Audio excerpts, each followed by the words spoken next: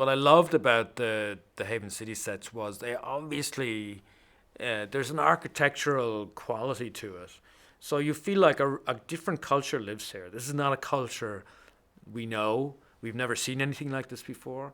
This doesn't look like Blade Runner at all. It's which is I think the usual criticism of things. It's like Blade Runner, but this doesn't look like that at all. This has an organic feel to it, like a very natural people have lived here for a long time. Yes, they have technology, but they have not abandoned Mother Earth. They live in the earth and they love the earth, and that's really obvious. And there's even stuff. I mean, there's some stuff that could be functional, but it also could be artwork. You're not really sure what it is because it's this different race that you don't know anything about. So you're stepping into a new world.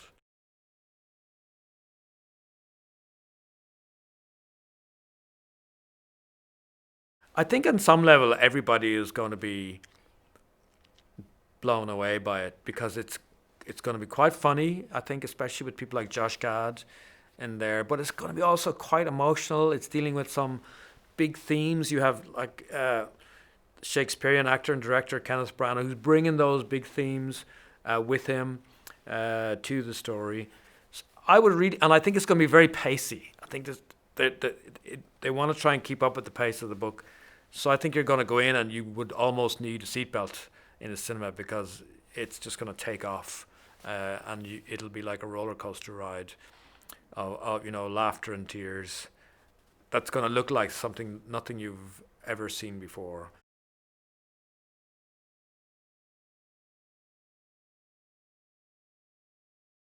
A long, long time ago, when I saw a picture of my little brother Donal, and in Ireland, when you make your first communion, you have to wear a full suit, which thankfully that's gone now. But at the time, you had these 8, 9-year-old guys in like full dark suit, and then they would be stood in the garden, and they would have to look quite serious. And I saw this photograph, and I thought he looks like a 10-year-old Bond villain, and that idea really tickled me that you would have a Bond villain who's only 10. And it stayed with me for a long time, but I never had anywhere to place him. Uh, but at the time, then years later, I began to write this fairy story, as is contracted to all Irish writers. You must at some point write a leprechaun story. And I was trying to think, what can I do with these fairies? And I thought, well, I'll put them together with the little Bond villain.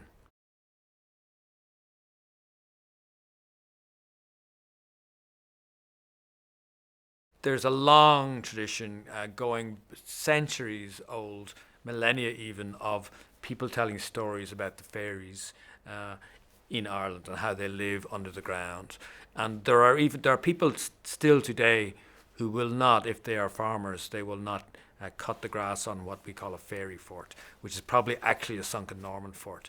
But we believe that they're fairy forts, and people believe very strongly that good luck and bad luck is caused by being disrespecting the fairies. So there's a really strong belief in the fairy culture, and what I wanted to do was update that, update those fairies, bring and reimagine them, reboot the fairies, if you like.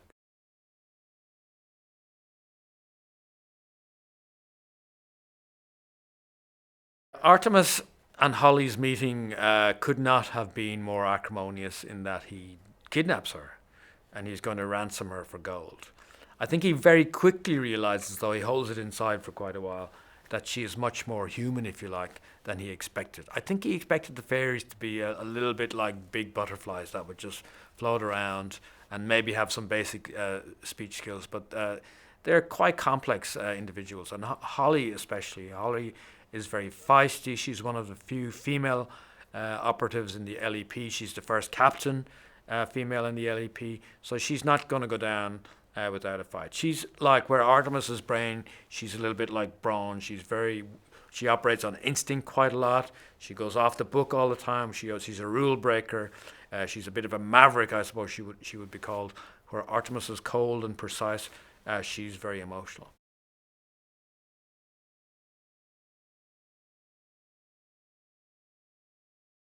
When I write a book, the relationship between me and the reader of the book, it's in our heads. So I write something that I have an idea about, then the reader reads that and they interpret it, but at no point does it enter the real world. So to see Fowl Manor so wonderfully recreated, it's not even recreated, it's reimagined. It was quite emotional, actually.